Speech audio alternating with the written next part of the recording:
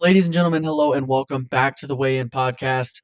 We are continuing our series of Meet the Fighters, and now we are coming up on the lightweights, one of the most exciting divisions in the sport, one of the most stacked divisions in the sport. You see a lot of the talent from the past half decade that was at the top for a while start to fade out a little bit. That era kind of coming to an end, but still a couple of them hanging around. And then a lot of up and comers as well in the lightweight division. This has been one of the most stacked divisions in the UFC for years now, still continues to do so, and going to be a very big year for lightweight heading into 2026. A lot of current matchups in this division. So without further ado, let's kick things off with the number 15 lightweight in the world, and that is the smile killer Fares Ziam of France. Ziam is 18-4 in his MMA career with notable wins over Nazim Sadikov, Matt Frivola, and Claudio Puelles. He is the former HIT lightweight champion and LFC lightweight champion outside the UFC. He actually began his UFC career 2-2, so a little bit of mixed results to start his career inside the UFC. His last loss coming against Terrence McKinney before a 6-fight win streak that is still current. His last win, of course, coming against Nazim Sadikov. I was really high on Nazim Sadikov, and Fares Ziam, after that slower start to his UFC career, was somebody I wasn't really sure about.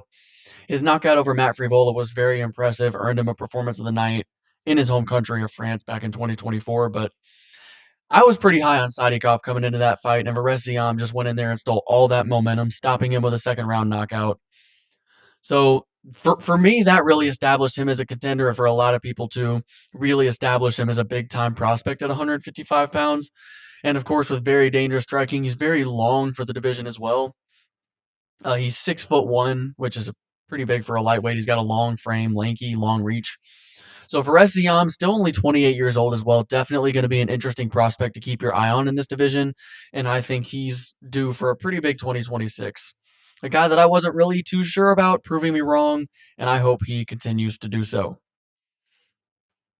Coming in at number 14, we have another very promising up-and-comer, and that is the Fighting Nerds Mauricio Rufy of Brazil. Rufy is 12-2 in his MMA career with notable wins over Bobby Green and Jamie Malarkey. He does have 2 UFC performance bonuses in 4 UFC fights, so a very exciting fighter to watch. Did have a 7-fight win streak as well before his first UFC loss in his last outing coming against Benoit Saint-Denis. But he's looking to bounce back on January 31st against Rafael Fiziev, and that is a very fun matchup.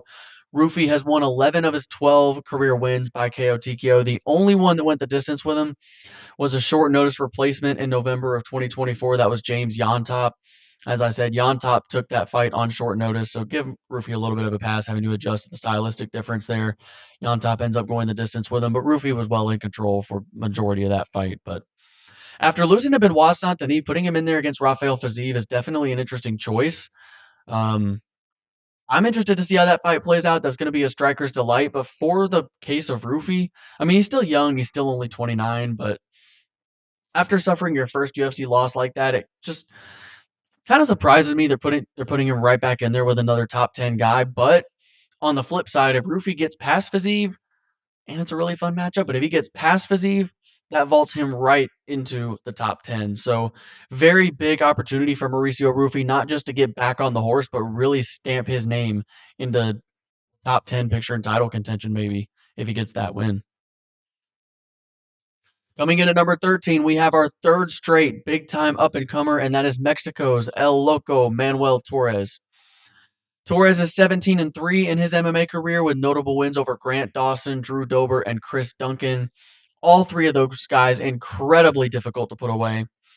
He's the former beatdown MMA featherweight champion outside the UFC, and very impressively, in 5 UFC wins, he's had 6 fights inside the UFC, but 5 UFC wins, he won a performance bonus for each of those wins. 5 UFC performance bonuses with 5 wins. All of them first round knockouts, by the way. Even more impressive in a way, his only UFC loss was to Ignacio Bahamondes by, you guessed it, first round knockout. So every single fight he's had inside the UFC, all 6 of them ended with a first round knockout, whether he was on the receiving end or dishing it out himself. Most of the time, though, he's dishing it out himself. As I said, 5-1 inside the UFC. And that Grant Dawson win really made a statement. Grant Dawson, for a long time, was seen as a pretty highly touted contender, or future contender, I should say, in the lightweight division. Emmanuel Torres just took all of that momentum away from him. So Manuel Torres, a very interesting prospect to keep an eye on. One of the better prospects in the lightweight division. I think he's going to have a very fun 2026. Now we get to the number 12 contender, and we're shifting this time from hot prospects to a wily veteran and a legend of the game, mostly outside the UFC, but still a lightweight legend nonetheless. And that is the former Bellator champion, Iron Michael Chandler. Chandler's 23-10 in his MMA career with notable wins over Tony Ferguson, Dan Hooker, Benson Henderson twice, Brent Primus, Patricky Pitbull twice, that is Patricio's younger brother, and Eddie Alvarez. He is the former three-time Bellator lightweight champion, 3 different title reigns. Lost his belt the first time to Eddie Alvarez, second to Brent Primus, and third to Patricio Pitbull. He did come to the UFC and has gotten off to a bit of a rocky start. He's 2-5, but his losses are definitely nothing to scoff at. He's faced the elite of the elite in the lightweight division nonstop. In his second UFC fight, he did challenge for the UFC lightweight title against Charles Oliveira, did come up short with a second round knockout, but had a great first round. And some even gave him a 10-8 in the first round. So was actually a lot closer to winning the lightweight title than people seem to remember. He does have 5 UFC performance bonuses as well. Despite 5 losses, he has put on some incredible fight of the night performances against Justin Gaethje, Dustin Poirier, and Charles Oliveira in their rematch, all losses, but still very impressive. And like I said, the 2-5 record doesn't say that doesn't tell the full story. He's fighting nothing but the best. His prime was fought outside the UFC and Bellator. One of the best to ever do it in the history of the MMA lightweight division, and one of the best to ever do it in Bellator as well. I would argue he's probably a top 5 fighter all time in the history of Bellator. Still hanging around, still angling for that Conor McGregor fight. We'll see if he ever gets it. He's been angling for that fight since he got here. There's rumors that it may happen this year, but I just don't believe it until it's even on the books, much less actually happening. But nevertheless, the number 12 contender, Michael Chandler, a legend of the sport. Great to see him still hanging around the UFC rankings. Coming in at number 11 is another guy that has been here for a very long time, and that is Beneil Dariush. Now, Dariush reps the United States, but he was born in Iran, so that's why I gave him the Iranian flag. But you could give him the American flag too. I probably could have put both, but either way, born in Iran, that's what I'm going with. Benny Dariush is 23-7-1 in his MMA career with notable wins over Renato Moicano, Mateusz Gamrot, Tony Ferguson, Drakkar Klose, Drew Dober, Thiago Moises, Michael Johnson, and Jim Miller. Also, something that a lot of people don't know, I'm sure you guys have seen the meme of the UFC commentators. Well, Daniel Cormier is laying on Joe Rogan, and they're all just freaking out. I know you've seen the meme. Beneil Dariush was the reason for that meme. His knockout over Drakkar Klose was actually where that meme came from. So if you've never seen that fight, go take a look. It was a great comeback for Benny Dariush. He actually did have an 8-fight win streak at one point inside the UFC, and that win over Klose was included in that win streak. Came to a head against Charles Oliveira in 2023 when he did lose, and he has been 1-3 in his last 4 fights since that win streak, losing all 3 of his losses by KO TKO. So an unfortunate run for Beneil Dariush, and it kind of seems like he might be slowing down a little bit. He is already 36 with a lot of miles on the tank, but Beneil Dariush still a pretty tough out. And to beat him, you have to put him away. All 7 of his losses have come by either TKO or submission. He's never lost by decision, a guy that kind of builds as the fight goes on. So he's still a tough out, but you can definitely tell he's starting to lose a little bit of a step. Hopefully he proves me wrong and comes back and has a crazy 2026 and goes on another good run to get himself firmly inside the top 10. But we'll see what's next for Dariush. I would like to see him take a little bit of time off as well, because his loss against Benoit Saint-Denis was pretty brutal. So I wouldn't even mind him taking the first half of 2026 off. Maybe we'll see him at the end of the year. But either way, still hanging around the rankings at number 11. Now we crack the top 10 of the lightweight division, and we kick things off with a former title challenger. Short notice title challenger nonetheless, but did fight for the belt, and that is Renato Moicano. Money Moicano is 27-1 in his MMA career with notable wins over Benoit Saint-Denis, Jalen Turner, Drew Dober, Alexander Hernandez, Cub Swanson, Calvin Kattar, and Jeremy Stevens. He did begin his UFC career at featherweight before eventually bumping up to 155 pounds. He was the former Jungle Fight featherweight champion outside the UFC, and as I mentioned, he did challenge for the UFC lightweight title. That was against Islam Makhachev in January of last year. Did lose that fight. That, of course, was supposed to be Arman Tsarukyan challenging for the title, but Arman fell out the day before the fight. Moicano stepped in and fought Islam on a day's notice. Lost in the first round via Darce choke, but stepped in against the champ nonetheless. Unfortunately, that did begin a 3-fight losing streak for Moicano that he has yet to break. He also began his MMA career on a 12-fight win streak as well, was undefeated before finally running into Brian Ortega. That was his fourth fight inside the UFC, I believe. Yes, him and Ortega were both undefeated. He lost by a third-round guillotine. He was actually winning that fight, too. Pretty impressive, but that was actually his first career MMA loss. He's very good on the ground, and his jiu-jitsu prowess is mainly what he's known for. He's improved his striking drastically, but still throughout his career, 50% of his wins have come by way of submission compared to just 2 KO TKOs. And he is looking to get back on track against Brian Ortega in a rematch. Ortega is coming back up from featherweight coming up to lightweight for the first time from featherweight. Moicano's going to be the one to greet him, and I think that's a very good matchup. Like I said, Brian Ortega was Renato Moicano's first career loss. He's going to be looking to avenge that and keep his spot in the rankings. Does not want to lose to a guy coming up from featherweight, so big fight coming up for Renato Moicano against Brian Ortega. We'll see if he can get back on the horse. Coming in at number 9, one of the more exciting strikers in the division, and that is the Ataman, Azerbaijan's Rafael Fiziev. Fiziev is 13-4 in his MMA career with notable wins over Ignacio Bahamondes, Rafael Dos Anjos, Bobby Green, and Renato Moicano. As I mentioned, Fiziev, a very exciting fighter. He has won 7 performance bonuses inside the UFC in just 11 fights. His striking is so much fun to watch. His Muay Thai is incredibly high level. He actually is one of the Muay Thai coaches at Tiger Muay Thai, or at least he was for a while. I don't know if he still does that. But just goes to show how high level his Muay Thai and kickboxing really is. He actually had a 6-fight win streak inside the UFC. He lost his debut with a first-round knockout to Magomed Mustafayev, and then would go on to rattle off 6 straight before running into Justin Gaethje. Did lose 3 fights in a row, 2 of those to Gaethje, before rebounding in his last fight, a win over Ignacio Bahamondes. He was scheduled to fight Charles Oliveira back in October, but unfortunately was injured and had to withdraw. That is when Mateusz Gamrot stepped in, but he does have a fight on the books at present against Mauricio Rufy on January 31st. As I mentioned, talking about Rufy, this is a great fight in terms of just watching the striking battle. These two are going to go at it. It's going to be a war. There's going to be blood. There's going to be violence. It's going to be a great fight. So whether Fiziev wins or whether Rufy can stamp his claim as a true contender at 155 pounds, that's going to be an incredible fight. And Fiziev does have a lot of high-level experience and still only 32 years old, so a lot of room for him to grow. Kind of remains to be seen what his potential will be. A lot of people think he might just be a cut up below the top tier of this division, but still has plenty of time to improve and prove those doubters wrong.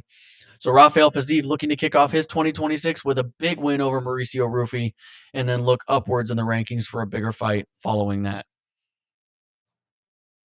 Now, coming in at number 8, we have a guy that hit a little bit of a bump in the road, but has been on a tear as of late, and that is Francis Benoit Saint-Denis, the God of War. BSD is 16-3 in his MMA career with notable wins over Beneil Dariush, Mauricio Rufy, Matt Frivola, Thiago Moises, and Ismael Bonfim. He is the former Stare Down FC welterweight champion outside the UFC and has been nothing but violent since getting to the UFC. He has very strong grappling with violent striking, and even when he's grappling you, he just wants to ground and pound and submit you as quickly as he can. In his UFC career, spanning just 11 fights, he does have 6 UFC performance bonuses, an incredible mark for BSD. He actually began his UFC career with a loss in his debut, but then rattled off 5 in a row before losing back-to-back against Dustin Poirier and Renato Moicano. And that Moicano loss was pretty ugly, but man, has he rebound. 3 straight wins, his last 2 coming against Mauricio Rufy and that first round knockout of Beneil Dariush, which took him just 16 seconds to get the job done. And he's got a massive matchup ahead of him, scheduled to fight Dan Hooker on January 31st. Dan Hooker has been one of the best in this division for years, and if BSD can get past him, that is going to be a statement to the rest of the division. It seemed like he needed a couple of those losses to kind of wake him up a little bit. He has really refined his skills in his last few fights. And like I said, a win over a guy at the top of the division like Dan Hooker proves exactly where Benoit Saint-Denis really is in this division. So big fight for him coming up. He's rebounded from that 2-fight skid, 3-fight winning streak at present, looking to extend it against Hooker in a couple weeks. Coming in at number 7, another guy that's been at the top of this division for a few years now. Don't quite know if I would say he is title potential, but definitely a good gatekeeper in this division, and that is Poland's Mateusz Gamrot. Gamrot is 25-4 in his MMA career with notable wins over Ludovic Klein, Rafael dos Anjos, Rafael Fiziev, Jalen Turner, Arman Tsarukyan, which most impressive win of his career for sure, and Jeremy Stevens. He was a double champ outside the UFC and KSW, holding the lightweight and featherweight titles. Defended the lightweight belt 4 times, but did not defend the featherweight title. He would eventually vacate both to come to the UFC. He actually began his MMA career 17-0, an incredibly impressive mark, before finally losing to Guram Kutateladze inside the UFC. That was actually his UFC debut that he lost. Went on a 4-fight win streak following that, which of course culminated in the main event win over Arman Tsarukyan. His last fight was actually a loss to Charles Oliveira, a fight that he took on short notice, but no shame in that loss. Gamrot does have pretty dominant grappling as well. He likes to take the fight to the ground and stay on top. Likes to really dominate position with his wrestling, and he's won 5 UFC performance bonuses as well. Kind of been a little more boring in his last few fights. Kind of not exactly bringing a lot of the action like he did earlier on in his UFC career. To me, it doesn't seem like he's taking as many risks, but he's still a very dangerous and tough out. I mean, he's still going to be a great gatekeeper for this division and just show where these up-and-comers really are. That fight against Ludovic Klein was just spot on with that. He just took him down, controlled him for majority of the fight. Does seem to be a slight cut below the top of this division, but Mateusz Gamrot still going to be a tough out for anybody in this division on any given night. Still fun to watch on occasion, and definitely looking forward to seeing what's next for him in 2026. Coming in at number 6, we have one of the most exciting blood and guts warriors in this division, and that is the Hangman Dan Hooker out of New Zealand. Dan the Hangman is 24-13 in his MMA career with notable wins over Mateusz Gamrot, Jalen Turner, Nasrat Haqparast, Paul Felder, Al Iaquinta, Gilbert Burns, and Jim Miller. He was the former Australian FC lightweight champion before coming to the UFC, and he has won 6 UFC performance bonuses as well. I'm kind of surprised it's that low considering how exciting his fights usually are, but nonetheless. He has a very violent style of striking, and he likes to bring pain to his opponents. And his fight with Dustin Poirier in 2020 is a perfect example of that. That fight with Poirier was a main event during the pandemic in the UFC Apex. No crowd. You could hear every punch land. And Dan Hooker and Dustin Poirier went to war. If there's one fight that I would recommend for people just getting into the sport, it would probably be Dan Hooker and Dustin Poirier, just because of how quiet it was and how knock 'em down, drag 'em out, rock 'em, sock 'em robots that fight was. I mean, both guys were just pushed to their absolute limit. Hooker had absolutely nothing left at the end of the fight, had to be taken out of the arena on a stretcher, almost unrecognizable in the back with how much his face was swelling, but that fight was so incredible to watch and really showcases the warrior spirit that people love about this sport. He's got an important fight scheduled for his career up and coming against Benoit Saint-Denis. He was on a bit of a run and won 3 fights in a row before running into Arman Tsarukyan in his last fight in November. But if he can turn things around and get a big win over Benoit Saint-Denis, he is right back into the title conversation. Now, something about him, he is already 35 years old and does have a lot of miles on the tank. He already kind of had a bit of a career downswing before that 3-fight win streak. So it'll be interesting to see if he can really turn things around. But you still know he's going to bring pain when he gets in there. You know he's not going to be an easy out. Dan Hooker, still one of the most violent contenders in this division. Now we crack the top 5 with a guy who is going to be one of the most important figures in this division in the upcoming year, and that is Paddy the Baddy Pimblett of England. Paddy's 23-3 in his MMA career with notable wins over Michael Chandler, Bobby Green, Tony Ferguson, Jared Gordon, which that win's questionable, but nonetheless, a win is a win on the record books, and Jordan Levitt. He was the former Cage Warriors featherweight champion and full contact contender featherweight champion, defended each of those titles once. He's currently on a 9-fight win streak. His last loss was to Soren Bach all the way back in 2018 in Cage Warriors. Won a couple more fights before coming to the UFC. He does excel in the grappling. He's a lot better with his submission and wrestling game than he is on the feet, but his striking is improving, and you've seen that along his UFC career. And he's got the biggest fight of his career upcoming on January 24th, next weekend's main event for the interim UFC lightweight title. This is his first chance at UFC Gold. And if he wins that fight, that sets him up to unify the title with the current champion, Ilia Topuria, which we'll get to him in a little bit. But Paddy fighting for the interim title, if he can win that fight, that instantly makes him one of the most important figures in this division in 2026. Already has major star power, not just in his home country of England, but really throughout the entire world. The hair, the accent, the goofy personality, the food, everything about Paddy is so interesting and kind of funny. But when he gets in there and when he's on, like that performance against Michael Chandler was just incredible. You can see that he's improving leaps and bounds with each and every fight. And he had a lot of doubters, honestly, including me when he came into the UFC, but he's just kept proving people wrong. And now here he is sitting at number 5, ready to challenge for his first UFC title. So we'll see if he can be successful in that title fight. 1 week to go until that fight. I can't wait to see how it turns out. And now coming in at number 4, we have an absolute legend of the game, one of the greatest this division has ever seen, and that is Paddy's opponent for the interim title fight on January 24th, and that is the highlight, Justin Gaethje.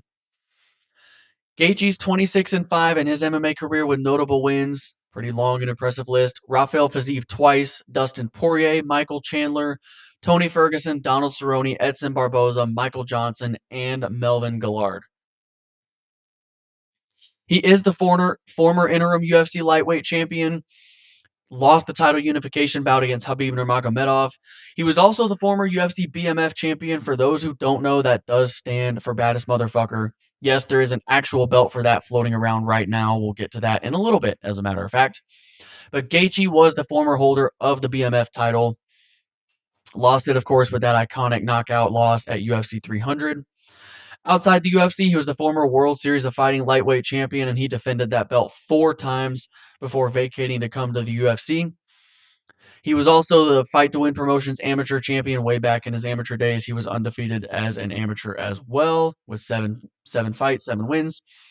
He was undefeated through his first 18 MMA fights as well before running into Eddie Alvarez, would actually lose his next fight to Dustin Poirier as well before going on the run that culminated in the interim championship.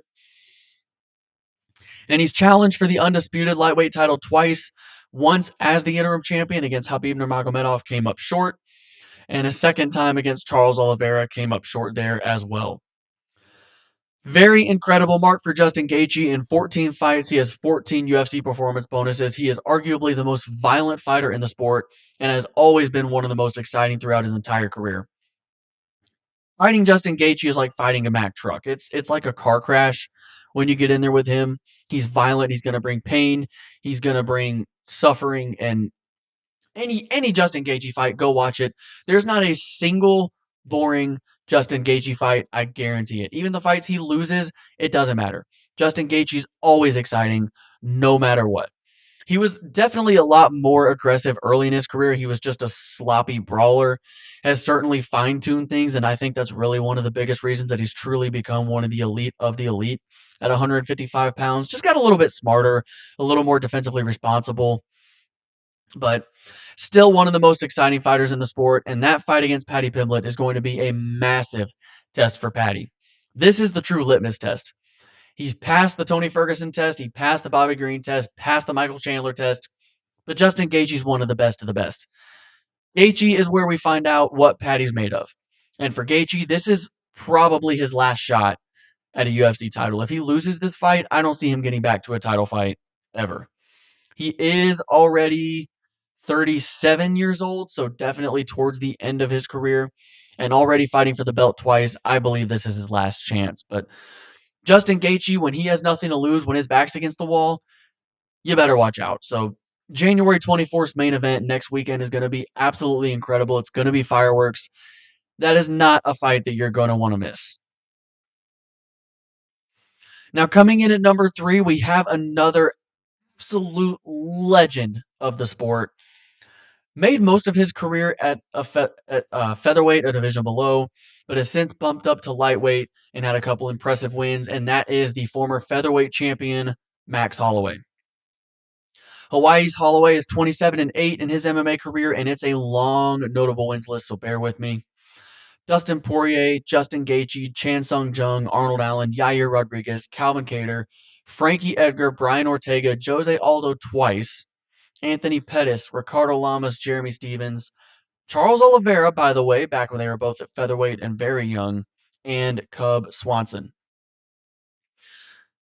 I mentioned we'd see the BMF title later in this video, and here it is. Max Holloway is the reigning BMF champion.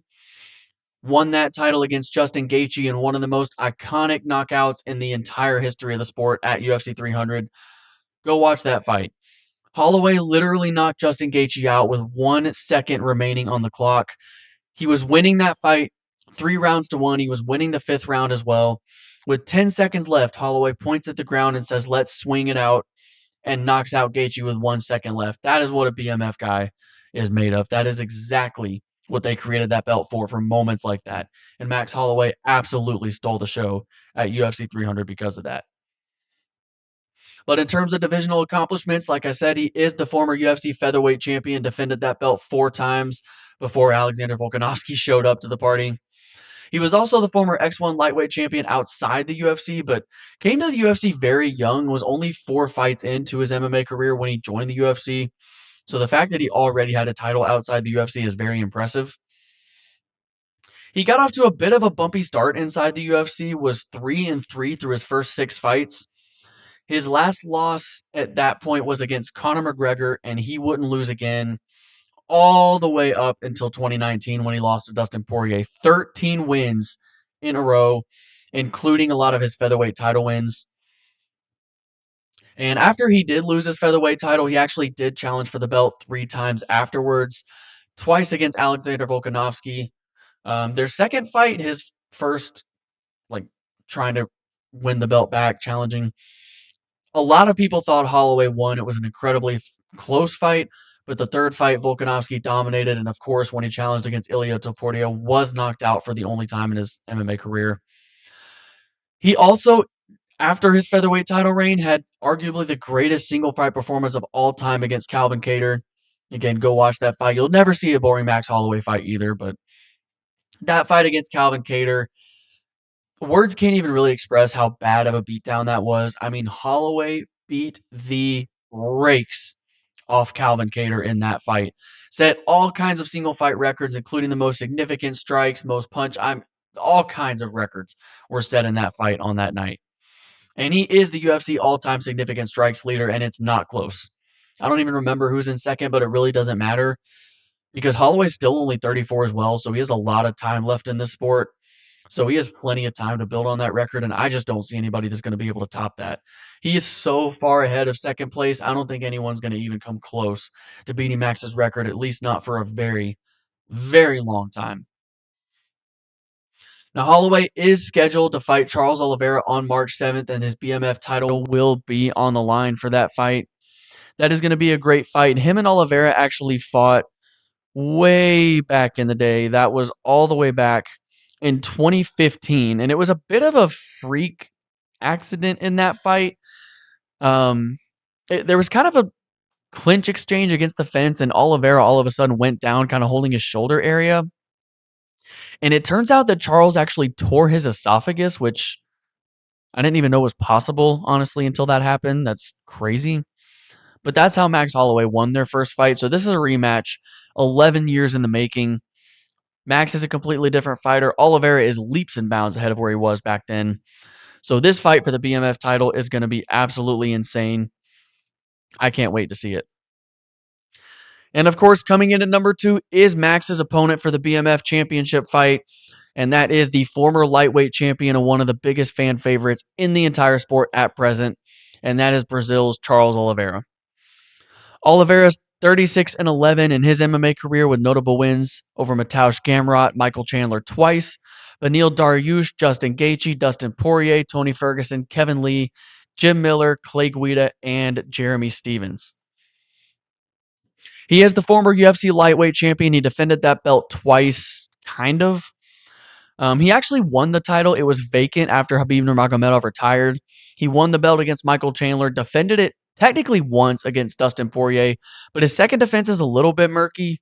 Technically, it doesn't count as a defense, but the thing was, Charles missed weight by 0.2 pounds. And there were complaints during that weigh-in of a botched scale, like the scale wasn't calibrated correctly. So technically, a lot of people think Charles Oliveira made weight because he weighed in on the scale in the back and made weight. And that was the scale that was off, I think. But a lot of fighters were complaining that the scale was off by a little bit. Oliveira ended up missing weight by 0.2 pounds, was stripped of the title, but he went on to defeat Justin Gaethje anyway. And like I said, a lot of people thought he made weight, so it is what it is. But he actually did get the challenge for the UFC lightweight title after he lost it when it was vacant once again after Islam moved up. Challenged for it against Ilia Topuria, where he was unfortunately knocked out in the first round, but since then did rebound in his last fight with a win over Mateusz Gamrot. He actually has 20 UFC performance bonuses, which is absolutely insane. Now, granted, he does have 36 fights inside the UFC, so he's had a long time to compile a record like that, but that is still insanely impressive. And he is absolutely one of the most exciting fighters in the UFC. He is also the UFC all-time submissions leader, so the most prolific submission artist in the history of the organization. And he got off to a bit of a rocky start inside the UFC as well, was kind of up and down, won some, lost some, struggled with his weight, but moved up to lightweight, and then boom, 11-fight win streak, culminating in the lightweight title win. Eventually was busted by Islam Makhachev when Islam took the title, but absolutely one of the legends of the sport, one of the most incredible runs that I've ever seen, and has had mixed results since then, but those losses, like I said, to Islam, Arman Sarukian, and Ilia Topuria, so not losses to be ashamed of at all. As I mentioned, he's scheduled to fight Max Holloway on March 7th with the BMF title on the line. And the winner does have a bit of an interesting case in the lightweight division, but with the interim championship on the line as well, it kind of creates a bit of a logjam at the top. Whoever wins that fight is arguably going to be behind two people, behind the interim champion and the number one contender at present, which we'll get to him in just a second. But either way, Charles Oliveira looking to add more hardware to his resume and his trophy case. And of course, when you think of a BMF, you think of Charles Oliveira. He is absolutely deserving to get a shot at this belt. Him and Max Holloway's rematch is going to be absolute fireworks. One of the most high-level fights you could put together at 155 pounds, and two guys with history as well. Now, granted, they're super respectful. I don't think there's going to be a lot of trash talk when I say history. It's not like they're big rivals or anything. I'm just saying they have a past encounter that left a lot to be desired. So I'm happy that this fight's going down when it is because these two guys have built up legendary resumes. This is going to be an incredible fight. Two fan favorites. It's going to suck to see one of them lose even, but either way, I'm just going to enjoy that fight while I can because that is an incredible matchup, and I can't wait to see Charles Oliveira and Max Holloway get in there. But now we come to the number one contender and one of the most controversial number one contenders at present. Not necessarily because he does it unintentionally or as a rub you the wrong way kind of figure, but We'll get to it in a second, but it is Armenia's Arman Sarukian. Ahalkala is 23-3 in his MMA career with notable wins over Dan Hooker, Charles Oliveira, Benil Dariush, Damir Ismagulov, and Joel Alvarez. He's the former Far Eastern Modern Pancration Federation lightweight champion outside the UFC. Currently on a 5-fight win streak. His last loss did come against Mateusz Gamrot all the way back in 2022. It was a performance of the night main event. And he's won 6 performance bonuses inside his UFC career in 12 fights. Actually, a bit of a rough UFC debut for Arman Sarukian. He made his debut against Islam Makhachev on short notice. They did take home fight of the night that night, and Arman did give Islam one of the toughest fights he's had in his entire career. But the reason Sarukian is so controversial right now, he was scheduled to fight Islam for the belt. It would have been a rematch in January of last year, the first pay-per-view of 2025. The day before the fight, it was kind of during the weigh-in when the news broke, but Arman Sarukian announced he had hurt his back and had to pull out of the fight one day before it happened. That's when Renato Moicano stepped in, and Sarukian has not seen a title opportunity since.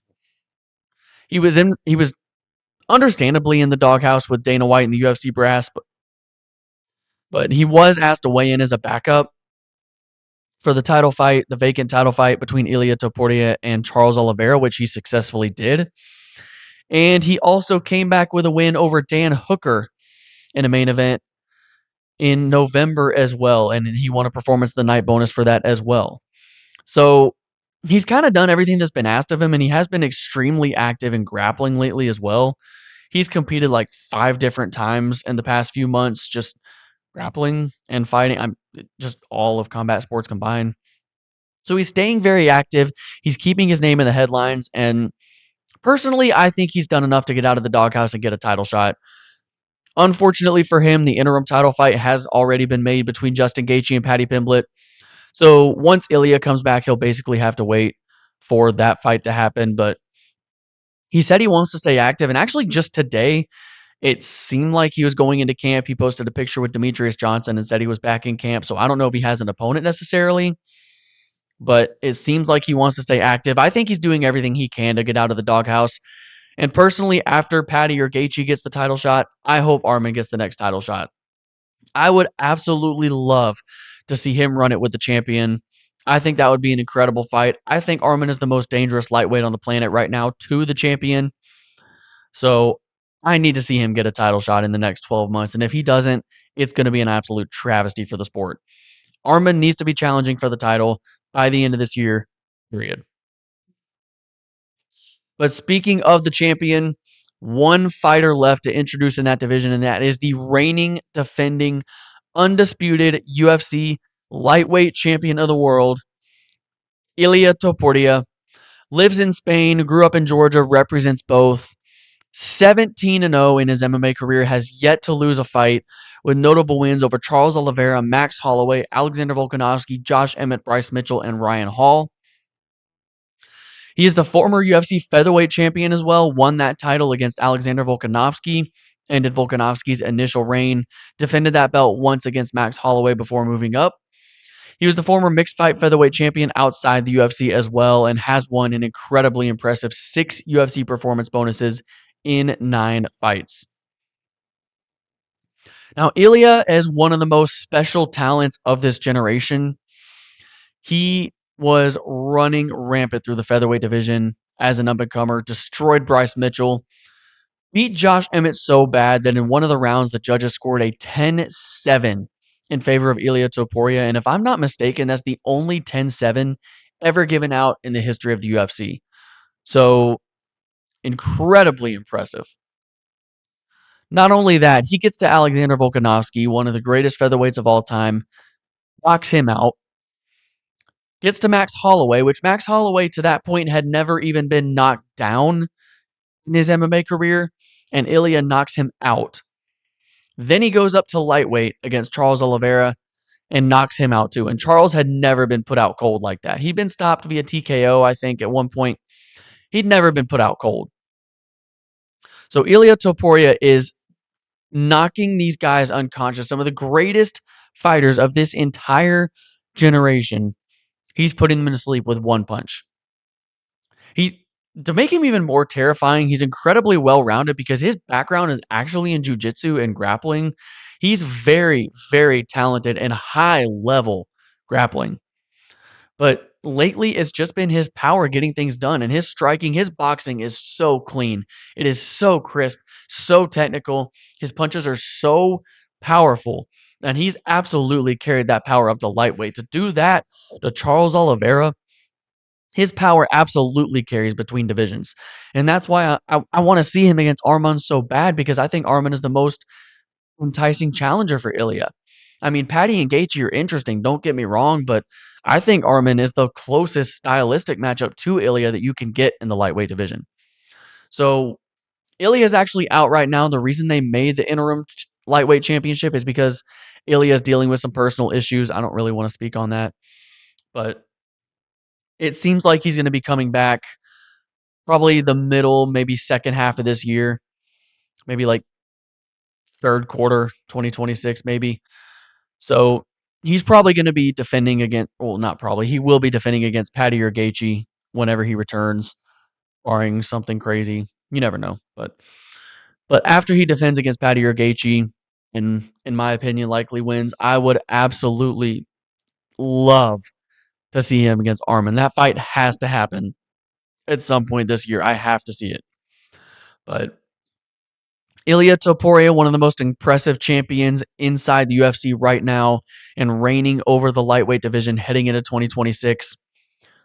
The lightweight division is so much fun, and something I love about this division right now too is there's so many fights booked within the division. You've seen a lot of these in this Meet the Fighters series so far. There's maybe 2 or 3 fights between these contenders booked, but the lightweight division has so much going on right now and so many moving parts. This is going to be an incredibly fun year for the lightweight division, and I think there's going to be a lot of shuffling in this division throughout the next 12 months. I think this division is going to look completely different by the end of this year, just in terms of the hierarchy of the division and the rankings. You're going to see a lot of guys with some drastic falls and a lot of guys with some drastic leaps this year, and there's some guys outside the rankings too that are going to make some big splashes this year as well. But just an incredibly fun weight class.